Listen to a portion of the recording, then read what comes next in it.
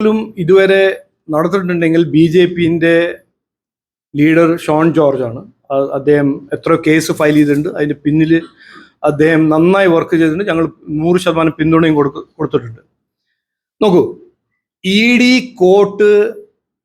Court system അത് national ഹെറൾഡ് കേസാണോ, Exalogic കേസാണോ, 2G scam കേസാണോ, കോർട്ടിന്റെ സ്പീഡും കോർട്ടിന്റെ പ്രോസസ്സും അതിനെക്കുറിച്ച് എനിക്ക് ഒരു അഭിപ്രായം ഇല്ല.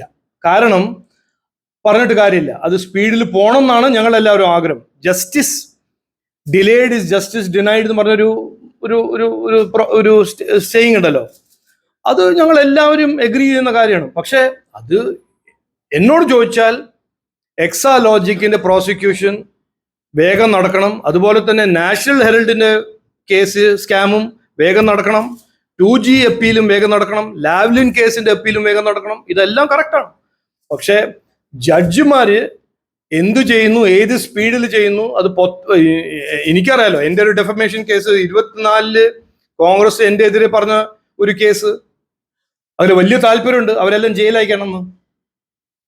അത് 100% താല്പര്യമുണ്ട്. പക്ഷെ അത് 2 കൊല്ലമായി അതിങ്ങനെ പതുക്കെ പോകുന്നു. അതാണ് നമ്മുടെ കോർട്ട് സിസ്റ്റം. അതും എനിക്കൊരു ദിവസം ഒരവസരം കിട്ടിയാൽ, സർക്കാരിന് അവസരം കിട്ടിയാൽ അത് നമുക്ക് മാറ്റണം, സ്പീഡാക്കണം.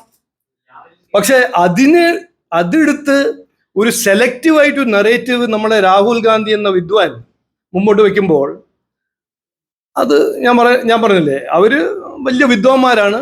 എന്തെങ്കിലും എടുത്ത് എന്തെങ്കിലും പറയാം. നമ്മളുടെ കോർട്ട് സിസ്റ്റം എത്രയോ ഡിലേ ചെയ്യുന്ന ഒരു കോർട്ട് സിസ്റ്റമാണ്. ഇതാണ് സത്യം.